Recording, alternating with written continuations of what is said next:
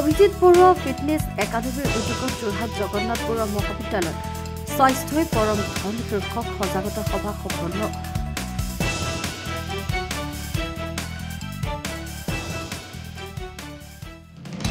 Abhijit Barua fitness একাডেমীৰ উদ্যোগত যোৰহাট জগন্নাথ বৰুৱা মহাবিদ্যালয়ত স্বাস্থ্য মানুহৰ পৰম সম্পদ।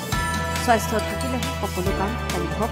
এই লক্ষ্য আৰু উদ্দেশ্য আগত লৈ যোৰহাটৰ বিশিষ্ট দৌৰবিদ তথা গ্ৰীনিজ ৰেকৰ্ডৰ অধিকাৰী অভিজিৎ বৰুৱাৰ এক বিশেষ পদক্ষেপ।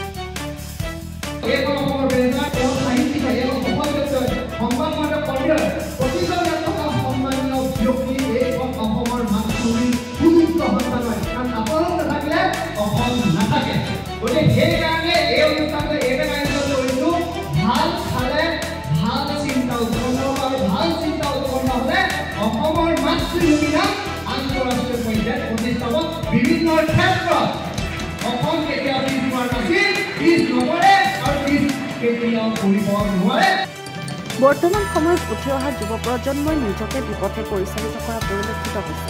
সেই সময়ত অভিজিৎ বৰুৱাৰ নেতৃত্বত গঠন হোৱা অভিজিৎ বৰুৱা ফিটনেছ একাডেমীৰ উদ্যোগত যোৰহাটৰ জগন্নাথ বৰুৱা মহাবিদ্যালয়ত স্বাস্থ্যই পৰম ধন শীৰ্ষক এক সজাগতা সভা অনুষ্ঠিত কৰা হয়।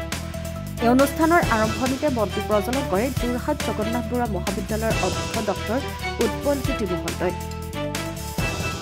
বিশিষ্ট শিল্পী পঞ্চনন দত্তই পৰিদৰ্শন কৰা বৰগীতেৰে শুভাৰম্ভ কৰা হয় এই অনুষ্ঠান। অভিজিৎ বৰুৱা ফিটনেছ একাডেমীৰ অভিজিৎ বৰুৱাই উদ্দেশ্য ব্যাখ্যা কৰা অনুষ্ঠানত উপস্থিত থাকি বক্তব্য প্ৰদান কৰে CRPFৰ কামাণ্ডেণ্ট বিকাশ কুমাৰ সিংহা, ইউটিউবাৰ ডিম্পু বৰুৱা, ৰঞ্জন শইকীয়া, শিৱ কলিতা, ৰাজু চক্ৰৱৰ্তী, মহেন্দ্ৰ দত্ত, বিশিষ্ট চিকিৎসক ডাক্তৰ গোলাপ ডেকা প্ৰমুখ্যে বিশিষ্ট ব্যক্তিসকল।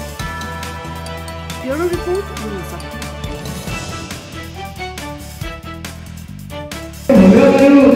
মই এখানে ক্লাসৰে মই দৌৰি দিলোঁ আজি কালি আৰু মই যিখিনি খানা কাৰণ আজি যিহেতু ইডলি খা আমলখি আমাৰ যিখিনি খানাৰ ওপৰত মোক ক'ব দিছে কি ক'ম আৰু ভাল খানা খাব। মানে মই এটা কথাই কওঁ যে আমাৰ এই যিটো শৰীৰ দেহা ইয়াত মানে বহুত প্ৰচেছ চলি থাকে না। যদি অলপ মানে ক'ৰবাত প্ৰব্লেম হৈ যায় চব মানে প্ৰব্লেম হৈ যাব। ধৰক লিভাৰটো ভালকৈ চলি আছে, হাৰ্টটো ভালকৈ চলি আছে। মোৰ ফাৰ্ষ্ট ভিডিঅ' কেনেকৈ ভাইৰেল হৈছিলে? ভাল বস্তু ভাইৰেল নহয় মানে মই কৈ দিছোঁ যেতিয়া জিঅ' পাইছিল, জিঅ' কম দামত ইণ্টাৰনেট আহি গ'ল তেতিয়া মই মানে হিন্দী ভিডিঅ' বহুত চাওঁ।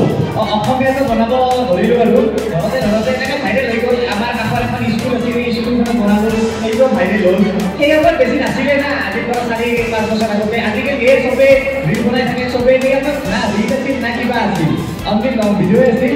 আৰু মই বনাইছিলোঁ আৰু কোনোবা বনাইছিলোঁ এনেকৈ আৰু